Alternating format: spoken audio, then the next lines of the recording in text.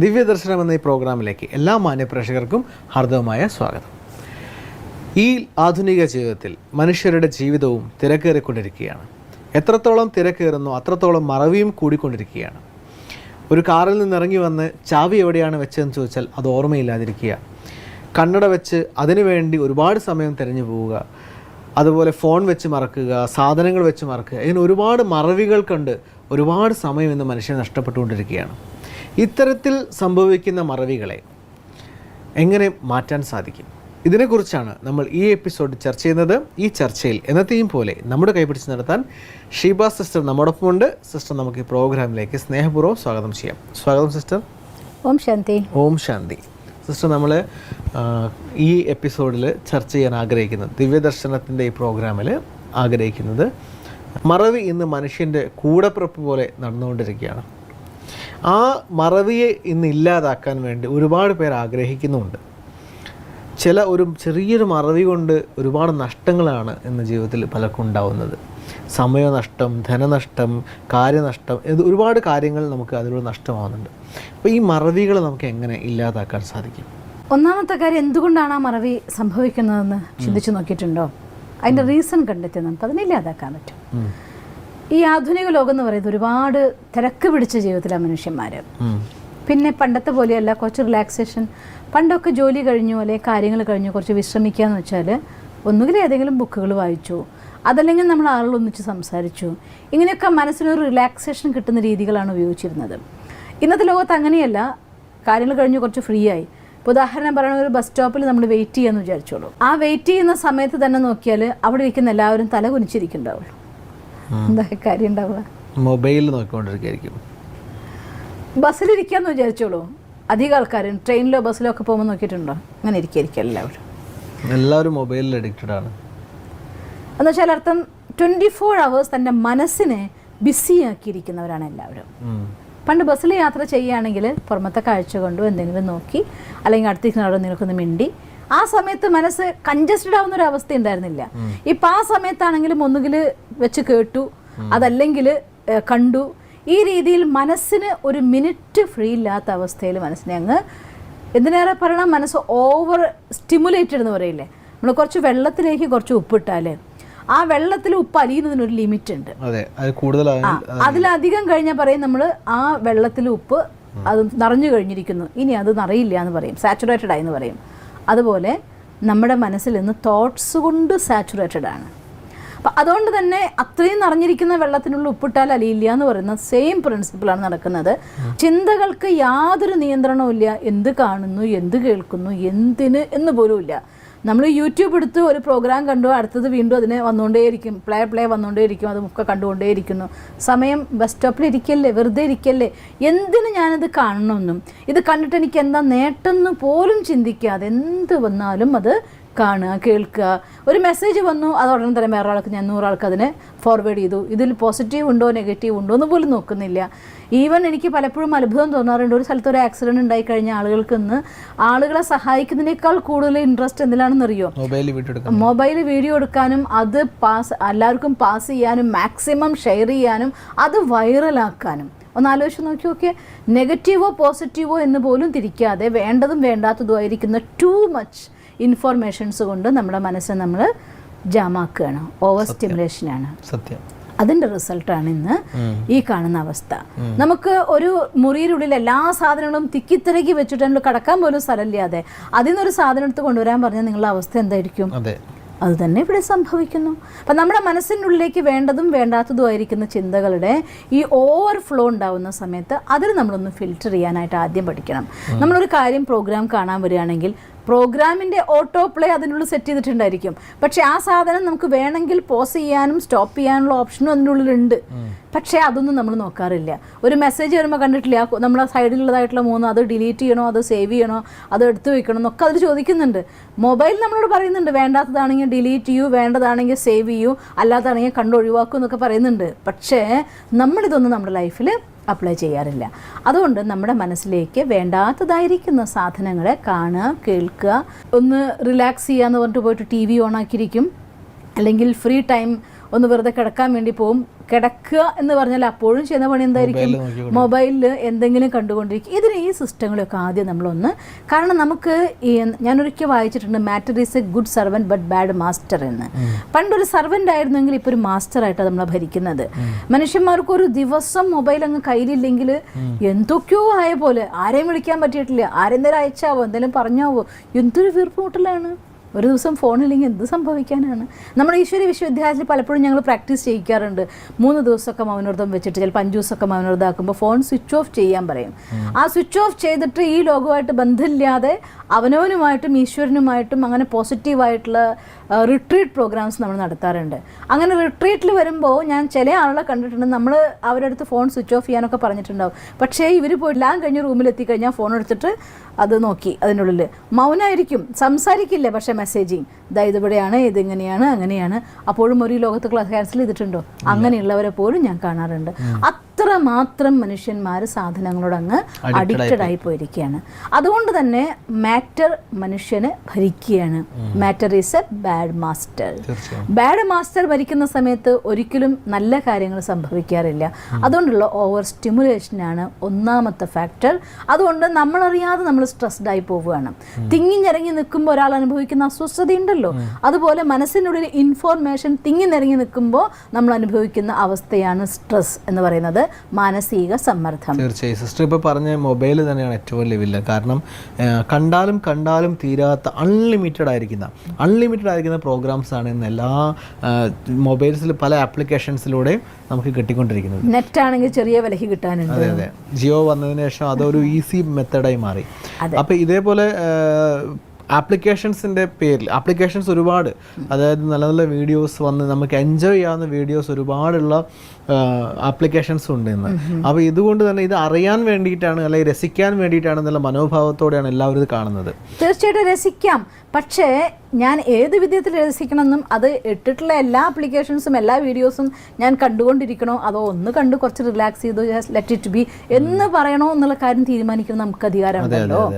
ആ കൺട്രോളിങ് നമ്മുടെ കയ്യിലില്ലാത്തത് കൊണ്ടാണ് ഒന്നാമത്തെ കാരണം സംഭവിക്കുന്നത്. രണ്ടാമത്തെ കാരണം എന്താണെന്ന് വെച്ചാൽ മനുഷ്യന്മാരുടെ മാറ്റിവെക്കുന്ന സ്വഭാവം. അത് നമ്മുടെ സബ് കോൺഷ്യസ് മൈൻഡിന് ഇപ്പോൾ ഒരു കാര്യം, ഇപ്പം നമുക്കൊരാൾ ഒരു കാര്യം ചെയ്യാൻ വേണ്ടി പറയുകയാണ് എൻ്റെ അടുത്ത്, നമ്മളത് ഓക്കെ എന്ന് ഞാൻ പറയാന്ന് വെച്ചാൽ അർത്ഥം നമ്മുടെ വേർഡ്സിലൂടെ, നമ്മൾ പറഞ്ഞില്ലേ വേർഡ്സിലൂടെ ഒരു എനർജി പ്രൊഡ്യൂസ് ചെയ്തു, yes I will do it, ഞാൻ അത് ചെയ്യാമെന്ന് പറയുന്നതോടുകൂടി എൻ്റെ ഉപബോധ മനസ്സ് അവിടെ അതിന് വേണ്ടതായിട്ടുള്ള പ്ലാൻ തയ്യാറാക്കി കഴിഞ്ഞിട്ടുണ്ടായിരിക്കും. അത് സജ്ജായി, പക്ഷേ അതിൻ്റെ പ്ലാനിങ് കഴിഞ്ഞിരിക്കുന്നു. നമ്മൾ പറയും അതിപ്പോൾ ചെയ്യുന്നില്ല, പിന്നെ ചെയ്യാം. ആ പിന്നെ ചെയ്യാമെന്ന് മാറ്റി വെക്കുമ്പോൾ സബ് കോൺഷ്യസ് മൈൻഡുള്ളത് ചെയ്യാൻ വേണ്ടിയുള്ള പ്രോഗ്രാം രജിസ്റ്ററിങ് കഴിഞ്ഞു, നിങ്ങൾ അതിന് ആ സമയത്ത് ചെയ്യുന്നുമില്ല. അവിടെ സബ് കോൺഷ്യസ് മൈൻഡ് ഡിസ്റ്റർബ്ഡ് ആവും. അങ്ങനെ ഡിസ്റ്റർബ്ഡ് ആകുമ്പോൾ അത് ഓവർലോഡഡ് ആയിട്ട് മാറും. പല കാര്യങ്ങളും ചെയ്യാൻ വേണ്ടി അത് സജ്ജാവും. രജിസ്ട്രിയിൽ കുറേ ഉണ്ടായിരിക്കും, പക്ഷെ നിങ്ങൾ ചെയ്യുന്ന കാര്യങ്ങൾ കുറച്ചേ ഉണ്ടാവുള്ളൂ. അത് രജിസ്റ്റേർഡ് ആയിട്ട് വെച്ചിരിക്കുകയാണ് ചെയ്യാൻ വേണ്ടിയിട്ട്. അതുകൊണ്ട് തന്നെ അവിടെ ഓവർലോഡഡ് ആയിട്ടൊരവസ്ഥ വരും. ആ സബ് കോൺഷ്യസ് മൈൻഡ് ഓവർലോഡായി കഴിയുമ്പോൾ നിങ്ങൾക്ക് ഈ മറവി തന്നെ താൻ സംഭവിക്കും. അപ്പോൾ ശരിക്കും പറഞ്ഞാൽ നമുക്ക് തോന്നിപ്പോൾ ഒരു മൂടൽ മഞ്ഞുള്ളിൽ നിൽക്കും പോലെ. കാരണം എന്താ ചെയ്യേണ്ടത്? കുറേ കാര്യങ്ങൾ ചെയ്യാനുണ്ട്. എന്ത് ചെയ്യണം? ഒരുപാട് കാര്യം ഉണ്ടായിരുന്നു, അത് ചെയ്യണം, എന്തൊക്കെയോ ഞാൻ ചെയ്യാനായിട്ട് വിചാരിച്ചിട്ടുണ്ടായിരുന്നു, അത് അപ്പം ചെയ്യണമെന്ന് പറഞ്ഞിരുന്നു, ഇപ്പം ചെയ്യണമെന്ന് പറഞ്ഞു, ഒന്നും ഓർമ്മ വരുന്നില്ല. ഈ അവസ്ഥ പലപ്പോഴും ഉണ്ടാവാറുണ്ട്. എന്തൊക്കെയൊന്ന് ഇറങ്ങാൻ നേരത്ത് എന്തൊക്കെയോ എടുക്കണമെന്നുണ്ടായിരുന്നു, പക്ഷെ ഇപ്പം എന്താണെന്ന് ഓർമ്മ കിട്ടുന്നില്ല. എന്നുവെച്ചാൽ എന്താ അർത്ഥം? മൂടൽമഞ്ഞിൽ നിൽക്കുന്നത് നമുക്ക് അപ്പുറത്തേക്ക് കാഴ്ച കാണില്ലല്ലോ. അതുപോലെ നമ്മുടെ ബ്രെയിൻ ഫോഗ് എന്നതിനെയാണ് പറയുന്നത്. നമ്മുടെ ബ്രെയിനിലുള്ളൊരു മൂടൽമഞ്ഞാവുകയാണ്. അപ്പോൾ 2 കാരണങ്ങൾ കൊണ്ടാണ് ഇതുണ്ടാവുന്നത്. ഒന്ന് നമ്മുടെ ഓവർ ഇൻഫർമേഷൻസിൻ്റെ അധികത കൊണ്ട്, നമ്മൾ സോഷ്യൽ മീഡിയ അല്ലെങ്കിൽ ഇങ്ങനെയുള്ളതായിട്ട് ടെക്നോളജി സാധനങ്ങൾ ഉപയോഗിക്കുന്നത് അമിതമായി ഉപയോഗിക്കുന്നത് കൊണ്ടും, മറ്റൊന്ന് നമ്മുടെ തന്നെ സ്വഭാവത്തിലുണ്ടായ ഈ ഒരു വീക്ക്നെസ് കൊണ്ടും മാറ്റിവെക്കൽ കൊണ്ടും നമ്മുടെ സബ് കോൺഷ്യസ് മൈൻഡും ഡിസ്റ്റർബ്ഡ് ആവുന്നു, നമ്മുടെ ബ്രെയിൻ ജാമായി പോവുകയാണ്. ഇങ്ങനെയുള്ള ബ്രെയിൻ ഫോഗാണ് ഇതിൻ്റെ ഒന്നാമത്തെ വില്ലൻ. ഇതാണ് നമുക്ക് സ്ട്രെസ് ഉണ്ടാക്കി മാറ്റുന്നത്, ടെൻഷൻ ഉണ്ടാക്കുന്നത്. പിന്നെ നമ്മളൊരു വീഡിയോ ചെയ്തിരുന്നില്ലേ, മാറ്റിവെക്കൽ കൊണ്ട് എവിടേക്കൊക്കെ കാര്യങ്ങൾ അതെ പോകുന്നുള്ള കാര്യങ്ങളും സംസാരിച്ചിരുന്നല്ലോ. അപ്പോൾ അതുകൊണ്ട് ഞാൻ അതിലേക്ക് അധികം പോകുന്നില്ല. അപ്പോൾ ഈ 2 റിസൾട്ട് കൊണ്ട് സംഭവിക്കുന്നത് എന്താണെന്നറിയോ? ഒന്ന്, നമ്മുടെ കോഗ്നിറ്റീവ് ഇഷ്യൂസ് എന്ന് പറയും. നമ്മുടെ ബ്രെയിനിലുള്ളതായിരിക്കുന്ന പല പ്രോബ്ലംസ്. നമുക്ക് പണ്ട് ഒരു 20 മിനിറ്റ് സമയം കംഫർട്ടബിളായിട്ട് കോൺസെൻട്രേറ്റ് ചെയ്യാൻ പറ്റുമായിരുന്നുവെങ്കിൽ ഇങ്ങനൊരവസ്ഥ വന്നു കഴിഞ്ഞാൽ ഒരു 10 മിനിറ്റ് കഴിയുമ്പോഴേക്കും മനസ്സ് അങ്ങോട്ടും ഇങ്ങോട്ടും ഒക്കെ ഓടാൻ തുടങ്ങും. കോൺസെൻട്രേഷൻ വളരെ വീക്കായിട്ട് ഫീൽ ചെയ്യും. പഠിക്കുന്ന വിദ്യാർത്ഥികളാണെങ്കിൽ എസ്പെഷ്യലി ഇന്ന് യൂത്താണ്, ടൂ മച്ച് ഇതിനൊക്കെ അടിമകളാവുന്നവർ, പഠിച്ച് വളർന്ന് വലിയ നിലയിലെത്തേണ്ട കുട്ടികൾ ഇങ്ങനെയുള്ളതായിട്ടുള്ള കൊച്ചു കൊച്ചു കാര്യങ്ങൾക്കുള്ളതായിട്ടുള്ള നഷ്ടങ്ങൾ കൊണ്ട് അവരുടെ ശ്രദ്ധ, കോൺസെൻട്രേഷനും അവരുടെ ഏകാഗ്രത ഇല്ലാതെയാവുകയാണ്, കാര്യം ചെയ്യാനുള്ളതായിട്ടുള്ള കർമ്മകുശലത ഇല്ലാതായി പോവുകയാണ്, മനസ്സിനെ ഒരു സ്ഥലത്ത് ഉടക്കി നിർത്താൻ വേണ്ടി പറ്റിയിട്ട് വേണ്ടേ അവർക്ക് എന്തെങ്കിലും ചെയ്യാൻ എന്നുള്ള അവസ്ഥയാവുകയാണ്, മനസ്സ് അങ്ങോട്ടും ഇങ്ങോട്ടും ഒരുപാട് അലയാൻ തുടങ്ങുമ്പോൾ അതിൻ്റെ സ്ട്രെസ്സായി മാറുകയാണ്. എനിക്കിപ്പോൾ എന്താ സംഭവിക്കുന്നത്, പെട്ടെന്ന് എല്ലാം മറന്നു പോകുന്നല്ലോ, പഠിച്ചത് എനിക്ക് ഓർത്തെടുക്കാൻ പറ്റുന്നില്ലല്ലോ, കാര്യങ്ങൾ ചെയ്യണമെന്ന് വിചാരിക്കുന്നത് മറക്കുന്നല്ലോ, എനിക്ക് മറവിയാകുന്നു എന്നുള്ള വിചാരം തന്നെ അവരുടെ സ്ട്രെസ്സിനെ പിന്നെയും കൂട്ടുകയാണ് ചെയ്യുന്നത്. അപ്പോൾ ആദ്യം നമ്മുടെ ഷോർട്ട് ടേം മെമ്മറിനെ അത് ബാധിക്കുമെങ്കിൽ പിന്നെ അത് ലോങ് ടേം മെമ്മറിയെ കൂടി ബാധിക്കാൻ തുടങ്ങുകയാണ്. അപ്പോൾ ഇങ്ങനെയുള്ളതായിട്ടുള്ള ഒരുപാട് പ്രോബ്ലം വരുമ്പോൾ അവർക്ക് അവരുടെ ലൈഫിൽ ഒരു ഫോക്കസിങ് പോലും നഷ്ടമായിപ്പോകും. അതുകൊണ്ട് ഇന്നത്തെ ലോകത്ത് ഇതൊരു വലിയ രോഗമായി മാറിയിരിക്കുകയാണ് മനുഷ്യന്മാർക്ക് മറവി. എന്തുകൊണ്ടാണെന്ന് ചോദിച്ചാൽ സ്വയം ഞാൻ കാണേണ്ടതും കാണണ്ടാത്തതും വേണ്ടതും വേണ്ടാത്തതും തമ്മിലൊന്ന് തരംതിരിക്കാനായിട്ട് മനുഷ്യനെ കൊണ്ട് സാധിക്കാത്തതിൻ്റെ problem. Day by day applications, നേരത്തെ പ്രവീൺ ഭായി പറഞ്ഞ പോലെ ഓരോ രീതിയിൽ ആപ്ലിക്കേഷൻസ് വന്നുകൊണ്ടിരിക്കും.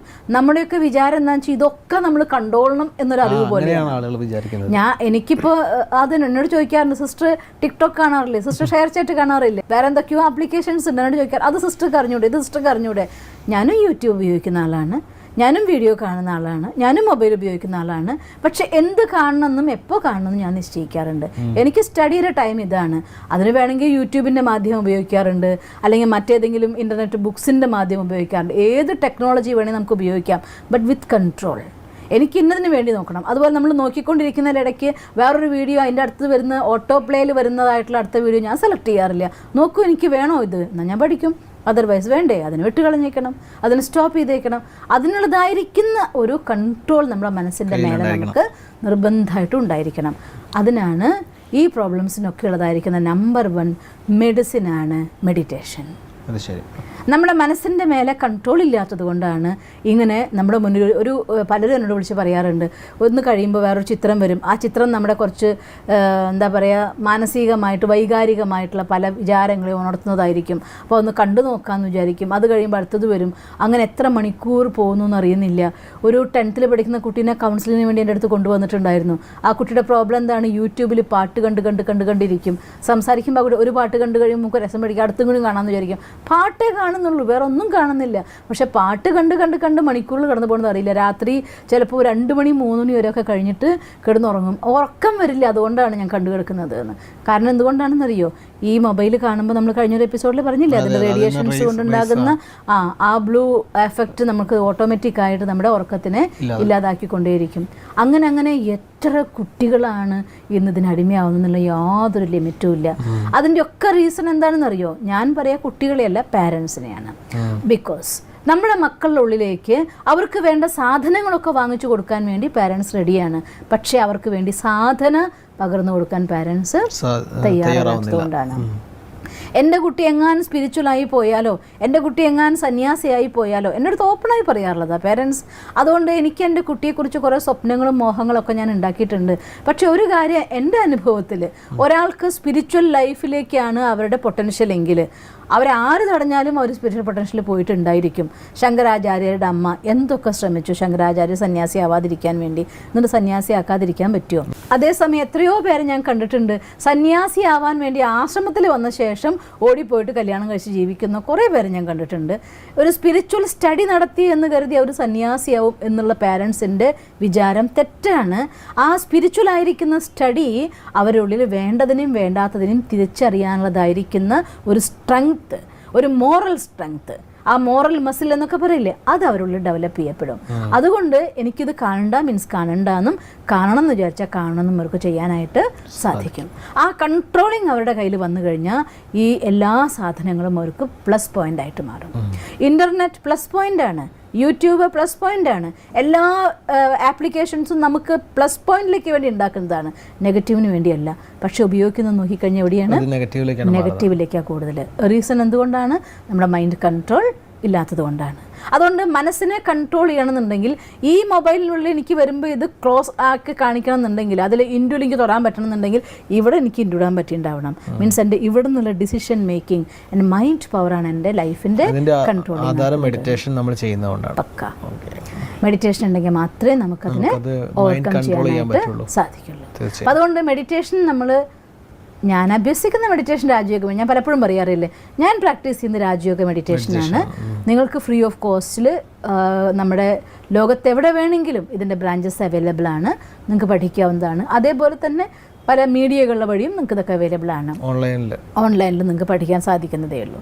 അങ്ങനെ ഏതെങ്കിലും രീതിയിൽ നമ്മുടെ ജീവിതത്തിലെ പ്രഭാത സമയവും സന്ധ്യാസമയം അഥവാ രാത്രി സമയം, ഉറങ്ങുന്നതിനേക്കാൾ മുന്നേ, ഉണർന്ന ഉടനെ, ഇങ്ങനെ ലൈഫിനെ ഒരു ചിട്ടയോടെ കൺട്രോൾ ചെയ്യുന്ന ആൾക്ക് അവരുടെ മൈൻഡിനെ കൺട്രോൾ ചെയ്യാന്ന് പറയുന്നത് വളരെ എളുപ്പമുള്ള ഘടകമാണ്. അതല്ലാത്തവർക്കാണ് ഇങ്ങനെയുള്ള അവസ്ഥയൊക്കെ ക്രിയേറ്റ് ചെയ്യുന്നത്. സപ്പോസ് ഇനി അങ്ങനെ ഒരു അവസ്ഥയിൽ നിങ്ങൾ വന്ന് പെട്ടുപോയി എന്ന് തന്നെ വിചാരിച്ചോളൂ, അവിടെയും നമുക്ക് ചെയ്യാവുന്ന കാര്യമാണ് കുറച്ച് ദിവസത്തേക്ക്.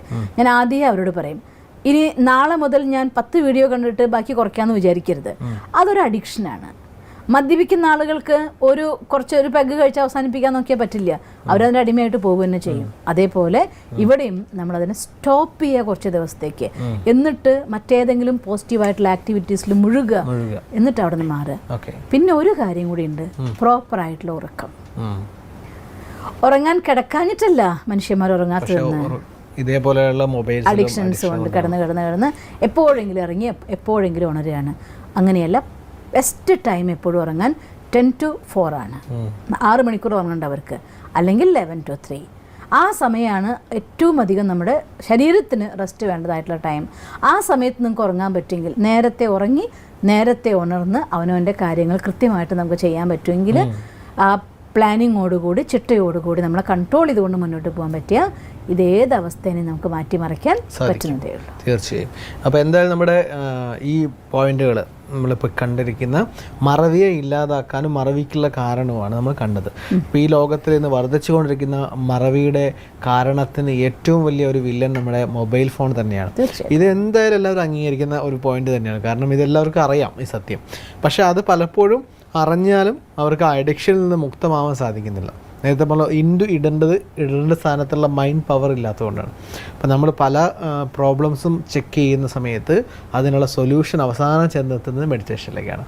അപ്പോൾ നമ്മൾ മെഡിറ്റേഷൻ, അതായത് ആക്ച്വലി ഞാൻ എന്നെ അറിഞ്ഞ് ഈശ്വരൻ അറിയുന്ന ആ മെഡിറ്റേഷനിലേക്ക് എനിക്ക് എപ്പോഴെത്താൻ സാധിക്കും. ചിലർക്കൊക്കെ ന്യൂട്രീഷൻസിൻ്റെ കുറവും ഉണ്ടാവാറുണ്ട്. അതായത് ഫുഡും കൂടെ ശ്രദ്ധിക്കണം, പ്രോപ്പർ ന്യൂട്രീഷനുള്ളതായിട്ടുള്ള ഫുഡ്. അതും ഒരു ഘടകം തന്നെ ആവാം ചില സമയത്ത്. എന്നാലും 100% ഒരു 99% ഇത് തന്നെയാണ് മെയിൻ കാരണമായിട്ട് മാറാറ്. അപ്പം എന്തായാലും നമ്മുടെ കാരണം നമ്മൾക്ക് മനസ്സിലായി. ഒരു ആസ് എ ഡോക്ടറായിട്ട് സിസ്റ്റർ അതിൻ്റെ സൊല്യൂഷനും പറഞ്ഞു തന്നു, മെഡിറ്റേഷനാണ് അതിൻ്റെ മരുന്ന് എന്നുള്ളത്. അപ്പം എന്തായാലും ഇന്ന് നമ്മൾ കണ്ട ഈ ഒരു അറിവ്, എന്തായാലും മെഡിറ്റേഷനിലൂടെ നമ്മളെ അറിയുമ്പോൾ, നമ്മൾ യഥാർത്ഥമായ പോസിറ്റീവ് തോട്ട് ക്രിയേറ്റ് ചെയ്യുമ്പോൾ ഇതെല്ലാത്തിനും സൊല്യൂഷൻ ആവുക എന്നുള്ള ഈ അറിവിന് ഒരുപാട് നന്ദി. ഓം ശാന്തി. മറവി എന്നത് തീർച്ചയായും ഒരു മാനസികമായ രോഗം തന്നെയാണ്. ആ മനസ്സിൻ്റെ രോഗത്തെ മാറ്റാൻ മനസ്സിൻ്റെ ശക്തി കൊണ്ട് നമുക്ക് സാധിക്കും. അങ്ങനെ നമുക്ക് സാധിച്ചാൽ ജീവിതം ആനന്ദദായകവും ഒരുപാട് നേട്ടം നൽകുന്നതുമായി മാറും. മറവിയിലൂടെ ഉണ്ടാകുന്ന നഷ്ടം നമുക്ക് നികത്താനും സാധിക്കും. ഇതിനുള്ള സൊല്യൂഷനാണ് നമ്മൾ ഇന്ന് ഈ എപ്പിസോഡിലൂടെ കണ്ടത്. ഇനിയും ഒരുപാട് പ്രോബ്ലംസും അതിൻ്റെ സൊല്യൂഷനുമായി ഞങ്ങൾ വീണ്ടും വരും. അതുവരേക്കും നന്ദി, നമസ്കാരം. ദിവസം തോറും ജീവിത വിജയങ്ങൾക്ക് വെളിച്ചം വീശുന്ന പുത്തൻ വീഡിയോകൾക്കായി ഞങ്ങളുടെ യൂട്യൂബ് ചാനൽ സബ്സ്ക്രൈബ് ചെയ്യൂ. നോട്ടിഫിക്കേഷൻ ലഭിക്കുന്നതിനായി ബെൽ ഐക്കൺ ക്ലിക്ക് ചെയ്യൂ. ഒപ്പം ഞങ്ങളുടെ ഫേസ്ബുക്ക്, ട്വിറ്റർ, ഇൻസ്റ്റാഗ്രാം പേജുകൾ ഫോളോ ചെയ്യൂ. നന്ദി.